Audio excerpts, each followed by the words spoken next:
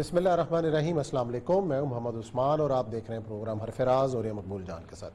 ناظرین، آج امریکی صدر بائیڈن نے افغانستان سے انخلاء کا اعلان کیا اور کہا ہے کہ طے شدہ منصوبے کے تحت 1 مئی سے انخلاء شروع ہوگا اور ستمبر تک یہ مکمل کر لیا جائے گا۔ خیال یہ کیا جا رہا تھا کہ بائیڈن جو ہے انہوں نے آتے بھی اعلان بھی یہ کیا تھا کہ وہ نظر ثانی کریں گے اور 1 مئی کو انخلاء ممکن نظر نہیں آ رہا، لیکن اچانک جو کل کا جو اعلان ہے اس نے حیران کر دیا دنیا کو، اور خاص طور پر طالبان نے بھی ان کا جو ریئیکشن میں یہ کہا ہے کہ اگر 1 مئی کو انخلاء نہ ہوا تو پھر نتائج بھگتنے کے لیے تیار رہیں۔ پاکستان نے بھی اس اعلان کو خوش آئند قرار دیا اور اس امید کا اظہار کیا ہے کہ پلان کے مطابق عمل ہوگا اور خطے میں امن قائم ہو جائے گا۔ اس کے نتیجے میں پروگرام کے اندر ذکر کریں گے کہ آج جو امریکہ میں متحدہ عرب امارات کے سفیر ہیں انہوں نے یہ تسلیم کیا ہے کہ پاکستان اور بھارت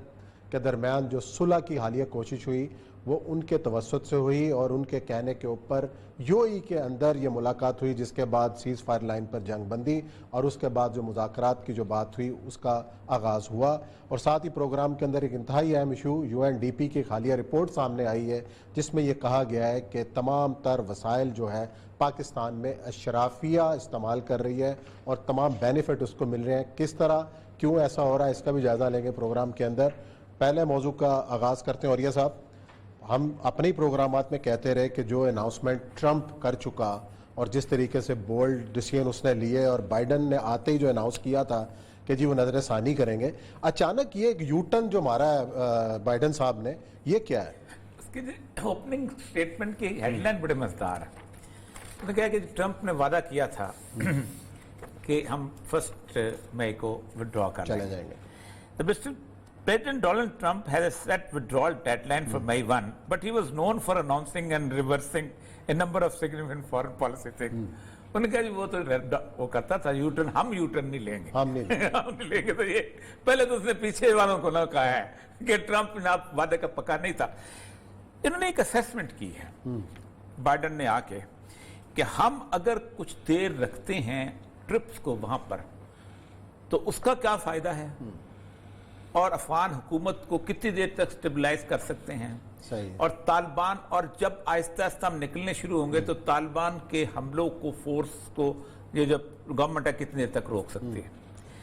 جو لاسٹ رپورٹ آئی ہے اس کے بعد رشین سمٹ کے بعد وہ یہ آئی ہے کہ if you can stay for another 20 years، آپ افغان حکومت کو اتنا سٹیبل نہیں کر سکتے اگلے 20 سال کے اندر بھی کہ وہ انڈیپینڈنٹلی طالبان کو روک سکے۔ صحیح۔ اور یہ اتنی شاکنگ تھی کہ امریکہ جو ہے اس کے اوپر جو اس نے سٹیٹمنٹ دیا ہے اوکلاہوما کے senate ranking Republican senate armed committee, اس نے کہا arbitrary deadline would likely to put our troops in danger, jeopardize all the progress we have made and lead a civil war to Afghanistan۔ یہ اس نے مخالفت کرتے ہوئے بات کی، جس کا انہوں نے پھر جواب جو دیا ہے کہ دیکھیں ہمارے ساتھ ایک ان کا وعدہ ہے، وہ ہے کہ ہم القاعدہ کو نہیں آنے دیں گے اور افغانستان کو امریکہ کے خلاف استعمال نہیں ہونے دیں گے۔ انہوں نے کہا this is for the benefit of America۔ بھاڑ میں جائے افغان گورنمنٹ، جہنم میں جائے اشرف غنی، ساتھ ہمارے ساتھ جنہوں نے ماریں کھائی تھیں، جنہوں نے کٹ لگائی تھی وہ بھی جائے۔ نیٹو نے پہلے 4 ملکوں سے انہوں نے باقاعدہ ایگریمنٹ کروایا تھا کہ نیٹو جو ہے بات کروائی تھی کہ یہ جو بندے نہ چھوڑو۔ طالبان نے کہا ہم واپس ہم چاہتے ہی نہیں چھوڑو، یعنی 4 بندوں کے اوپر سٹرکٹلی اعتراض تھا کہ ان بندوں کو نہیں چھوڑو، جن میں سے ایک وہ بندہ بھی تھا کہ جس نے ہم آسٹریلین پروفیسر جس مسلمان ہو گیا تو اس کو اغوا کیا ہوا تھا کہ اس نے تمہارا بندہ اغوا کیا تھا اور یہ کیا تھا، چھوڑنا پڑا۔ پھر انہوں نے کہا تھا کہ آپ اتنی جلدی سے نکلیں۔ پھر اس کے بعد ہوا یہ کہ انہوں نے ایک جرمنی نے ایک بہت بڑا جو ہے وہ گروپ 3-4 لوگوں کا پکڑا کہ جنہوں نے پلاننگ کر رہے تھے کہ یہ کسی بھی وقت جس وقت یہ اگر فورسز نہ نکلیں تو ہم نیٹو ہیڈ کوارٹر کو اٹیک کر دیں گے، اور وہ کہتا تھا کہ ہمارا اسلامی جو ہے وہ اس کو کر لے، اس کو سپورٹ کر رہی تھی۔ یہ انہوں نے پورا کا پورا جال بچھایا ہوا تھا، وہ پورا گروپ جو کہ چاہتا تھا کہ افغانستان میں امریکہ باقاعدہ رہے۔ ایک اور چیز جو کہ طالبان نے ان کو میرا خیال ہے کسی نہ کسی طور پہ فیڈ کی ہے یا باقی طور پہ بتائی گئی ہے کہ if you stay more، اور اگر آپ کی کبھی لڑائی چھڑ پڑتی ہے جس کا ہم کل ذکر کر رہے تھے یوکرین میں، اور آپ اور روس چاہتے ہیں مقابلے پہ، تو روس نے تو صرف بارڈر کراس کرنا ہے طالبان کی مدد کرنے کے لیے. آپ تو آتے پہنچتے پتہ نہیں کیا ہو جائے گا. صحیح. اینڈ روس آئی تھنک روس نے اس کو سگنل بھی دے دیا تھا اس میٹنگ کے اندر کہ اگر ہمارے ساتھ اس نے چھیڑ چھاڑ کی تو اب وہ کر رہے ہیں کہ وہ محاذ وہ چھوڑ نہیں سکتے، کیونکہ اس محاذ کے لیے روس نے یعنی 1343 سے قربانیاں دینی شروع کی ہیں، جب وہ بلیک ڈیتھ کا صورتحال ہوئی تھی. اس کے بعد سے اور جو 1700 کے اندر اس نے پیٹر کے پولینڈ کا علاقہ تھا یوکرین، اس پہ انہوں نے زبردستی ناراض کر کے قبضہ کیا، پھر وہ کرائمیا کو اس کے ساتھ بنایا، اور صرف کہتا ہے آرمز لینتھ کے اوپر استنبول ہے. اور استنبول کا جانے کا مطلب یہ ہے کہ نیٹو آپ کے ہاتھ سے گیا، اور نیٹو کا بیجر ہیڈ کوارٹر آپ. تو اصل میں امریکہ کو جلدی اس لیے ہو رہی ہے کہ اپنے آپ کو یہاں سے نکالو تاکہ کہیں کہیں مختلف قسم کی سٹیبنگ جو ہے نا وہ ہو سکے. اس کے اوپر میں صرف بیان پڑھ کے سنا چاہ رہا تھا. ذبیحہ مجاہد نے جبھی کچھ چند گھنٹے پہلے، بلکہ 1-2 گھنٹے پہلے سٹیٹمنٹ دیا، وہ اس کی کمال کی ہے. تو اس نے کہا دیکھیں بات سنیں، یہ امریکہ نے ہمارے ساتھ ایگریمنٹ نہیں کیا تھا، بلکہ اس کے وٹنس جو تھے یونائٹڈ نیشنز بھی تھی، اور almost every big country of the world was a witness. اور انہوں نے کہا ہے کہ سب سے پہلی بات یہ ہے کہ ہمیں وہ کمٹمنٹ دیں کہ ایک تو یکم مئی تو ہم دیکھ رہے ہیں کہ جب میں نے اس دن بھی کہا تھا کہ طالبان جو ہے انتظار کر رہے ہیں کہ یکم مئی کا، کہ یکم مئی کو کیا ہوتا ہے. آپ دیکھیں کہ اتنا رسک لینے کی پوزیشن میں امریکہ نہیں ہے. اس نے کہا بھائی جان یار سامان بننے تو پہ ہیں تو وہ انہوں نے کہا یار 1 مئی کو ہم نے ٹروپس نکال تو رہے ہیں، ابھی اور کیا چاہتے ہو، کتنا سپٹمبر 4 مہینے کی اور مہلت ہے. لیکن جو ہیڈ لائن لگی ہوئی ہے 3 اخباروں کی انگلینڈ، اس نے کہا کہ امریکہ ول مورن 20th اینیورسری آف 9/11. کہ امریکہ غم میں ڈوبا ہوگا، 20ویں سالگرہ منا رہا ہوگا اس کی 9/11 کی، اور آپ گراؤنڈ زیرو پہ جا کے موم بتیاں جلا کھڑے ہوں گے اور کالے جھنڈے جو ہیں وہ کابل میں داخل ہو رہے ہوں گے. یہ اس وقت امریکہ کی مختلف اخباروں کی ہیڈ لائن ہے، اور کہتے ہیں اس سچویشن کو سوچو کہ اس 20 سوال، اور وہ ان کو ڈرانے کی پھر کوشش ہو، جیسے ہمارے اینکرز ہمارے کرتے ہیں نا، تن کے رکھو، دن کرو تو جامعہ افسا کو یہ کر دو، فلانے کو یہ کر دو، اور پھنسا ایسا دیتے ہیں کہ اگلے سال انہوں نے کون سا مار کھانا ہوتا ہے، مار تو ٹروپس نے کھانی ہوتی ہے. سر ابھی بھی لوگ سر لگے رہے ہیں، اللہ خیر کرے ان کی حوصلے جواب لگے. مار تو بیچارے سپاہی نے کھانی ہوتی ہے، مار تو بیچارے فرنٹ لائن پہ کھڑا ہوتا تھا، ان کو وہ تو ٹی وی پروگرام کر چلے جاتے. وہاں بھی یہ اس وقت کہ یہ دیکھیں جی ادھر ہم وہ جلا رہے ہوں گے، موم بتیاں جلا رہے ہوں گے ادھر. وہ دوسرا وہ کہتے ہیں کہ آج جو سب سے اہم رپورٹ چل رہی ہے وہ ایمن الظواہری کے بارے میں چل رہی ہے کہ القاعدہ جو ہے وہ کہتے ہیں ویک ہو گئی ہے، اور القاعدہ کے جو 2 ایمن الظواہری کوائٹ بہت بیمار ہے، اور طالبان کے ساتھ ان کا تعلق جو ہے اس کا ختم ہو گیا ہوا ہے. تو اس وقت انہوں نے انڈیا میں بیس بنا دیا. اس لیے اس وقت سب سے اسٹرانگ آدمی ہے وہ عاصم عمر ہے. آپ نے دیکھا ہوگا ان کی کتابیں بڑی عام یہاں پر دجال اور جنگ اور یہ بڑی بہت بکتی تھی اس زمانے میں، جس زمانے میں وہی ویری مچ ان. تو وہ عاصم عمر جو ہے وہ سب کانٹیننٹ آف انڈیا اور اس پورے ریجن کا القاعدہ کا ہیڈ ہے. ایک وہ ایک سیف العدل، وہ اس کا انتظار کر رہے ہیں کہ کچھ دنوں کے اندر اس کا جو وہ آئے گا تو تب ہمیں پتہ چلے جائے گا کہ طالبان نے ان کے ساتھ رشتہ توڑا ہے کہ نہیں توڑا ہے، سب کچھ کیا. لیکن طالبان کی اس ضمانت کے اوپر قائم ہے، وہ سمجھتے ہیں کہ طالبان امریکہ کے. لیکن آپ دیکھیں کہ سر اس سے بڑی کیا اور ثبوت ہوگا کہ انہوں نے اپنا شفٹ ہی کر لیا ہے مرکز افغانستان سے. اس کا مطلب ہے کہ رشتے ٹوٹ گئے اور طالبان اپنے اس کمٹمنٹ کے اوپر قائم ہے. اس کے سب سے بڑی بات ہے کہ یہ دیکھیں کہ دوستی کی کتنی کوئی تصور ہی نہیں ہے نا، کہ جن لوگوں نے ان کے لیے مار کھائی، بندے مرے ہیں. صحیح بات، 3-4 لاکھ جو ہے ٹروپس مرے ہیں، مختلف بندے ملو کے. افغان گورنمنٹ امریکی 40-45 ہزار مرے ہوں گے، لیکن باقی تو افغان گورنمنٹ کے لوگ بہت مرے ہیں. طالبان اتنے نہیں مرے جتنے افغان گورنمنٹ کے بندے مرے ہیں. اور انہوں نے بقایا جس طرح کی زندگی گزاری ہے اس میں سے چند لوگ جنہوں نے بینیفٹ لیے ہیں، جنہوں نے کوئی کعوہ خانہ چلا لیا یا کوئی نائٹ کلب کھول لیا یا کوئی اور چیز کرا. اچھا ایک اور جو آج کل ہماری لوگ کرتے ہیں کہ جی افغان گورنمنٹ جس طرح کی زندگی کی عادی ہو چکی ہوئی ہے اس طرح کی زندگی کو اب واپس طالبان کیسے لیں گے. انٹرنیٹ کی عادی ہو گئی ہے، گلی گلی وہ کھل چکے ہوئے ہیں، وہ کیا نام ہے، ٹی وی کھل چکے ہیں، باقی اس طرح کے. تو ان کو اس زمانے میں اختر منصور اور وغیرہ ہوتے تھے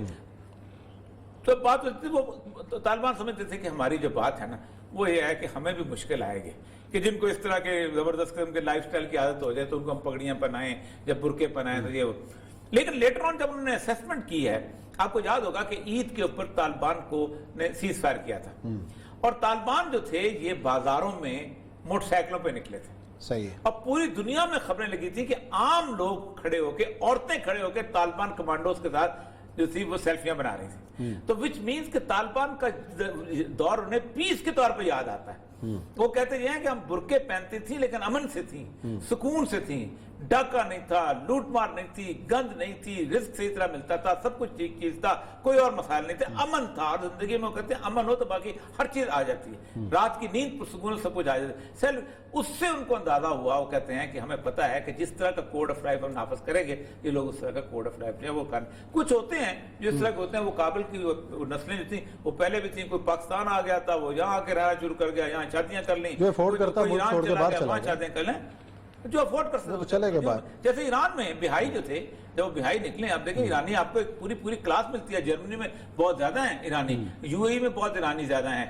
سنے کا بہت کاروبار ہے ان کا، اس کے بعد امریکہ میں ہیں، عراقی آپ کو دیکھا ہوگا جیسے صدام حسین کی ساری جنگ شروع ہوئی، عراق جس کے پاس پیسہ ہے وہ دنیا میں جا کر عیاشی کرتا ہے، تو اس کو تو کوئی مسئلہ نہیں، نواز شریف ہو، الطاف حسین ہو، پنوشے ہو، مارکوس ہو، کوئی پیسہ ہونا چاہیے اس کے پاس۔ چلیں جی بریک لیتے ہیں، بریک کے بعد آئیں گے اور ایک اور اہم ایشو ہے، وہ ہے پاکستان اور بھارت کو کون قریب لے کے آیا، اس کے انکشافات ہوئے، اس پر کریں گے بات بریک کے بعد۔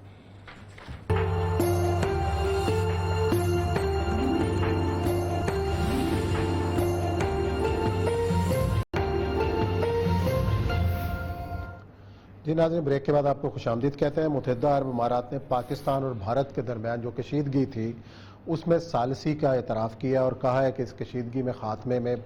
یو اے ای نے اہم کردار ادا کیا، اور امریکہ میں یو اے ای کے سفیر ہیں، انہوں نے یہ بات امریکہ میں ایک سیمینار کے دوران کہی ہے۔ ہم نے اپنے پروگراموں میں بھی ذکر کیا، اور یو اے ای کا پریس تھا اور یہ سب، اس کے اندر یہ خبر شائع ہوئی کہ جی پاکستان کی طرف سے ایک اہم شخصیت اور بھارت کی طرف سے ایک اہم شخصیت جو ہے وہ ملے ہیں، چاہے کہ جو ملے تھے انہوں نے تردید کی تھی، لیکن آج جس نے ملاقات کرائی انہوں نے اس بات کی تصدیق کی کہ یہ ملاقات دبئی کے اندر ہوئی اور مذاکرات کے اندر، اس کے بعد پھر یہ چیزیں جنوری کے اندر۔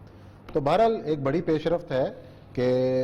خود جس ملک نے یہ کرائی اس نے اس بات کی تصدیق کی ہے۔ دیکھیں مجھے آج تک پاکستان انڈیا دونوں کی سمجھ نہیں آئی، we are not at war actually, proxy ہے نا چل رہی، یہ تھوڑی بہت بارڈر ایٹ وار آئے، بارڈر ٹینشن لگے، مطلب 9 سال مذاکرات رہے ہیں ویتنام کے اور امریکہ، لی ڈک تھو اور ہینری کسنجر فرانس میں ہوتے تھے، ہر بندے کو پتا ہوتا تھا مذاکرات ہو رہے ہیں،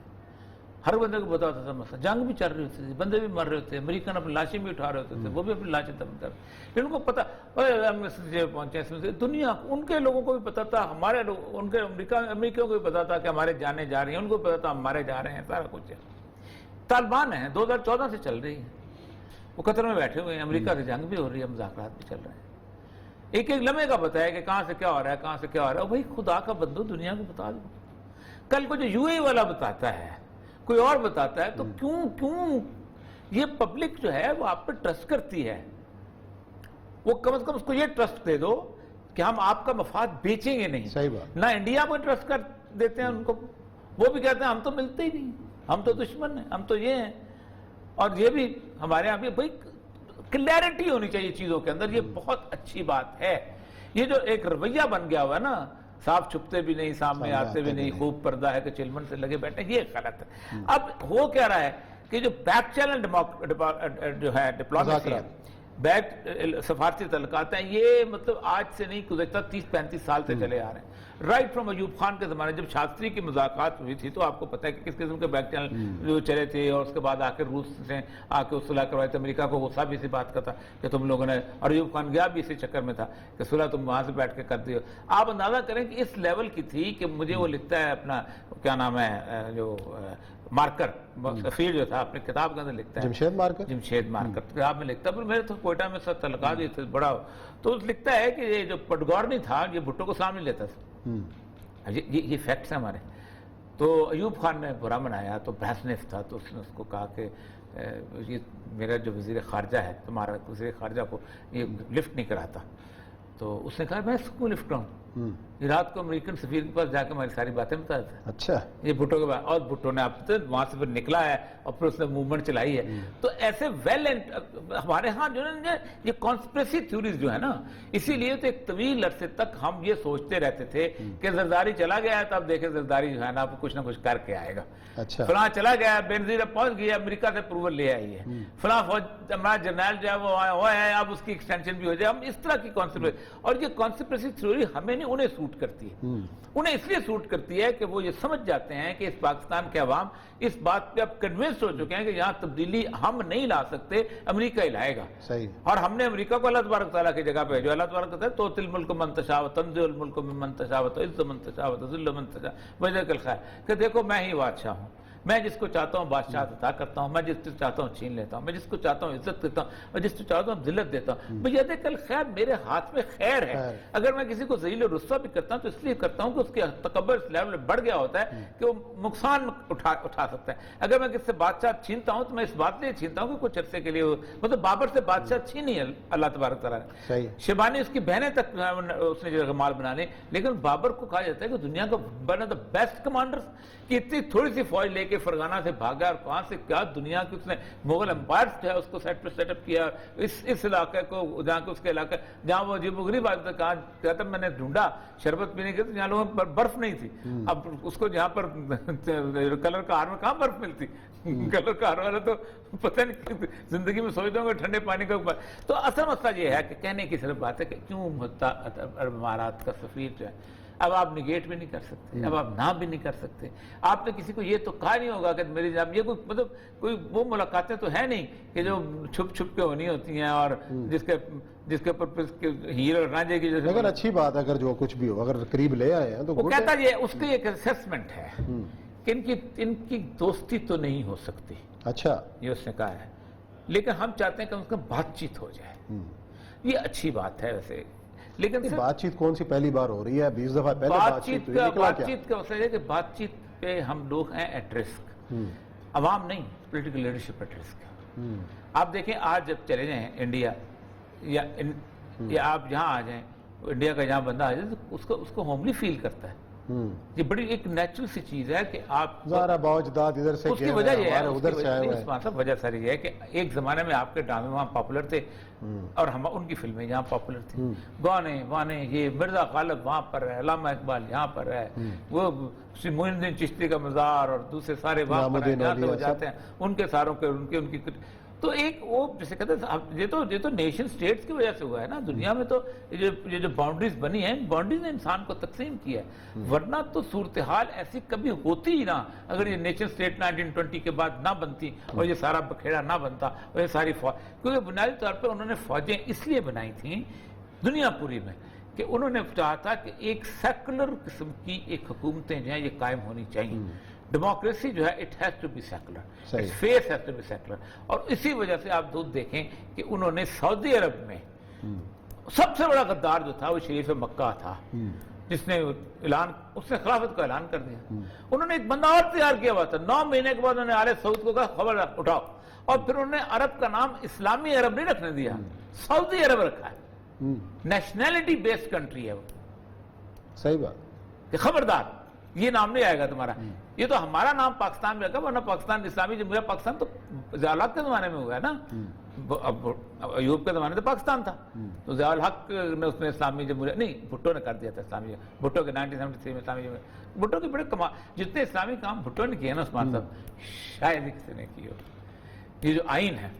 सूद का खात्मा उसके खाते में, इस्लामी कल्चरल लाइफ की बहाली उसके खाते में, इस्लामी नजरियाती कौंसिल उसके खाते में, अरबी जुबान उसके खाते में, जुमे की छुट्टी उसके खाते में, शराब की पाबंदी उसके खाते में, रेस कोर्स तबाह पर बात करके बंद करना उसके खाते में, कादियानियों को क्लियर देना उसके खाते में। क्या कुछ है जो पीपल पार्टी ने पता नहीं कितना सेकुलर बनी हुई है,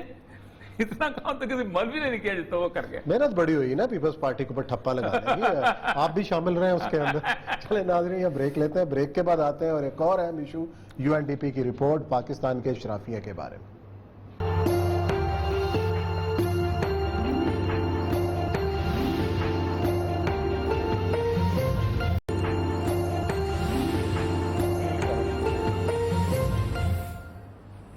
جی ناظرین، بریک کے بعد آپ کو خوش آمدید کہتے ہیں۔ یو این ڈی پی نے گزشتہ دنوں ایک رپورٹ جاری کی پاکستان کی معیشت کے حوالے سے، جس کے اندر یہ انکشاف کیا گیا کہ پاکستانی معیشت کے 26 خرب اور 60 ارب روپے اشرافیہ کی مراعات پر خرچ کیے جاتے ہیں، اور اس حوالے سے اس میں کون کون لوگ شامل ہیں؟ اس میں کارپوریٹ سیکٹر ہے، اس میں جاگیردار ہیں اور سیاسی طبقہ ہے۔ پاکستان کے اسٹیبلشمنٹ کا بھی ذکر کیا گیا ہے، لیکن اولیاء صاحب یہ جو باتیں آج ہم کر رہے ہیں، ہم اپنی معیشت کا رونا روتے ہیں کہ جناب ہم غریب کو اس لیے ریلیف نہیں دے پاتے کہ ہمارے پاس پیسے نہیں ہیں، لیکن جب یہ رپورٹ سامنے آتی ہے جس میں ایک بڑی رقم جو ہے ہماری شرافیہ لے جاتی ہے، باقی عوام کو کیا ملنا ہے؟ اور یہ ہمیشہ سے ہو رہا ہے، نئی بات نہیں ہے۔ اچھا نہیں، اصل مسئلہ یہ ہے کہ سب سے بڑی بات جو اس نے الارمنگ بتائی ہے وہ یہ ہے کہ جو مڈل کلاس ہوتی ہے نا، وہ کسی معاشرے کی اسٹیبلٹی کی علامت ہوتی ہے۔ وہ کہتی ہے کہ وہ پاکستان کے اندر ہسٹوریکلی سب سے امپورٹنٹ تھی، یعنی ہر بندہ عزت دار زندگی گزارنے کے اہل ہوتا تھا، صحیح، تعلیم کا خرچہ اٹھا لیتا تھا، تھوڑے بہت حکیم سے دوائی بھی لے لیتا تھا، اپنے بچوں کے ساتھ زندگی بھی، ان کی شادیاں بھی کر لیتا، عزت سے زندگی گزار کے چلا جاتا تھا دنیا۔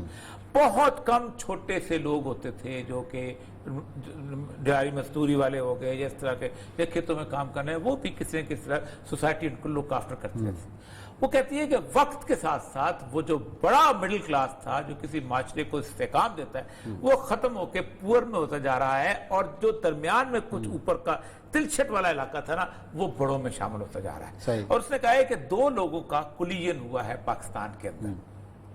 اور یہ بڑا شدید ہے۔ یہ پاکستان بننے سے پہلے ایک کلاس تھی، وہ 1% تھی صرف پورے پاکستان کی، لیکن اس ملک کی 22% زمین ان کے پاس تھی، اور آج بھی وہ 22% سے زیادہ زمینوں پہ قابض ہیں۔ آپ خود سوچتے ہیں نا کہ لوگ تھے کہ جن کے 8-8 10-10 ریلوے اسٹیشن جن کی زمینوں میں سے گزرتے ہیں۔ یہ جو شروع ہو جائیں آپ وہاں سے جتوئی صاحب کے، ایون بھٹو کے لاڑکانے والے، اور اس کے بعد رسول بخش تالپور کے، پھر اس کے بعد آپ ملتان کے اندر آ جائیں، جو یہ علاقہ ہے یہاں آگے ابھی جو انگریز نے جو بارانی زمینیں بنائی ہیں، ان کو نہری زمینیں بنائی، اس نے بہت دنیا کو اسٹیبلش کیا بہت۔ وہ کہتی ہے کہ ایک تو سب سے بڑی، لیکن اس کو ریپلیس کیا ہے آہستہ آہستہ کارپوریٹ سیکٹر نے، اور کارپوریٹ سیکٹر جو تھا اس میں بھی یہی جاگیردار آئے ہیں،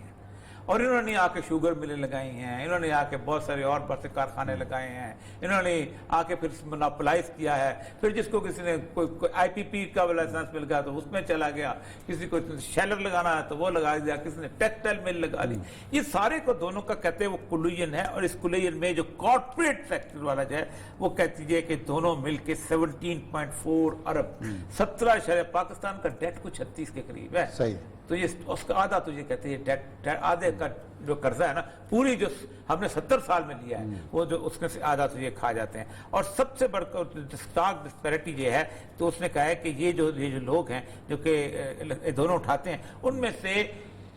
باقی ایون جو تنخواہ دار طبقے میں سوائے پاکستان کی ملٹری کے،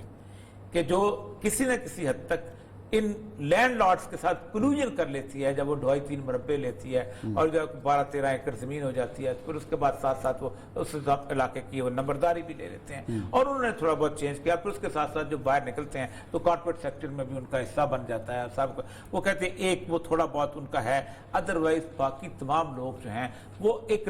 اپر مڈل کلاس کے خانے میں، بیوروکریٹ بھی تھوڑا ان کو ساتھ ساتھ کر کے آ جاتا ہے، یا جوڈیشری بھی آ جاتی ہے، وہ سارا کچھ آ جاتا ہے، وہ سارے جو 30-35-40 سال جو ہیں وہ کسٹتے ان کے ساتھ آ جاتے ہیں، ان میں داخل نہیں ہو پاتے۔ اچھا، یہ رپورٹ جو ہے یہ یو این ڈی پی نے بنائی ہے، صحیح، لیکن مجھے لگتا یہ ہے کہ یو این ڈی پی کو پاکستان کے ڈیپ حالات کا اندازہ نہیں ہے، جو میں اس میں تبصرہ اس پہ کرنا چاہتا ہوں۔ ڈیپ حالات کا مسئلہ یہ ہے کہ انہوں نے پاکستان کی بیوروکریسی، پاکستان کی جوڈیشری، اور اب کسی نہ کسی حد تک میڈیا کی ہائی آفیسرز کو آپ دیکھ لیں تو ان کی آپس میں ایک زمانے میں ایک شجرہ نسب بنایا جاتا تھا کہ کون کس کا داماد ہے، کون کس کی بہو ہے، کون کس کا اپنا سالہ ہے، کون کس کا بہنوئی ہے، کون کس دادے کا بیٹا ہے، کون۔ تو ایک سالے پہ جب اوپر آ کے ایک شجرہ، جیسے عربوں کے شجرے ملتے تھے نا اوپر، ایک قریش ہے تو یہ بنو میاں ہے تو یہ بنو ہاشم ہے تو اوپر جا کے فل فاروق قریش، تو ان سارے سرمایہ داروں کا، ان سارے فیوڈلز کا اوپر جا کے ایسے مل جاتا تھا۔ اس کی وجہ یہ تھا کہ انگریز نے خاص طور پہ کچھ اپنے خاص خاندانوں کو منتخب کیا تھا، ان میں سے وہ کرتا یہ تھا کہ اس ایک خاندان میں سے ایک آدمی کو فوج کے اندر یا تو بیوروکریسی ویسے بھرتی کر لیتا یا آنریڈی کیپٹن لگا دیتا تھا. جو ہیڈ ہوتا تھا نا بڑا اس کا ٹرائب کا چیف کا, اس کو کہتا تھا تم کچھ نہ لگو, لیکن تم ان سے سب ٹریننگ ضرور کرو. مثلا اکبر بگٹی اور اس کو ان کو فوج میں بھی ٹریننگ کرائی گئی اور خیر بچ بری کو نیوی میں ٹریننگ کرائی گئی. اچھا, اب وہ نیوی کو بلوچ آدمی تو کہتا کہ نہیں, وہ ایک دن رات کو نا تیرنا اچھا جانتا تو بھاگ نکلا وہاں سے, اس میں سے اور کسی بلوچوں کے گاؤں میں چلا گیا, بڑی مشکل سے اس کے والد بزرگ نے کہہ کے واپس لگا. اور صرف سول سروس اکیڈمی کے پہلے بیچ میں بگٹی کو بھی ٹریننگ کرائی. تمام نوابوں کے, خانوں کے, ان کے وڈیروں کے, ساروں کے بچے جو تھے, میتر چلار کا بیٹا اس کو بھی, جس کو انہوں نے پولیٹیکل لیڈرشپ دینی ہوتی تھی, اور ان کو کہا تھا کہ دیکھو یہ ہیں سمبل, یہ جو صبح بھی ٹائی پہنتے ہیں, رات کو بھی چھری کانٹے سے کھانا کھاتے ہیں, انگریز کی زندگی گزارتے ہیں, یہ ہیں آئیڈیا, ان کے ساتھ تم. وہ جو بیوروکریٹ ہوتا تھا اس کا رشتہ دار ہوتا تھا. پھر اس کے بعد ان کی کلوژن سے کرپشن بنی. آپ خود سوچیں کہ اس وقت پہلا کرائسس تھا کانڈا والا انڈسٹری کا, جو کہ اس کی تھی گور ایوب کے بھائی اختر ایوب کی. تو شور مچ گیا تھا حبیب اللہ کے ساتھ مل کے, تو اس کے ساتھ اس نے پیسے کر کے, اور پھر اس کے بعد سکینڈل نکلنے شروع ہوئے نا. کون سا ایسا بندہ ہے جس کے آپ بڑے آدمی کو دیکھیں تو اس کا پوتا یا اس کا فلاں اس کی جو ہے بندہ موجود ہے,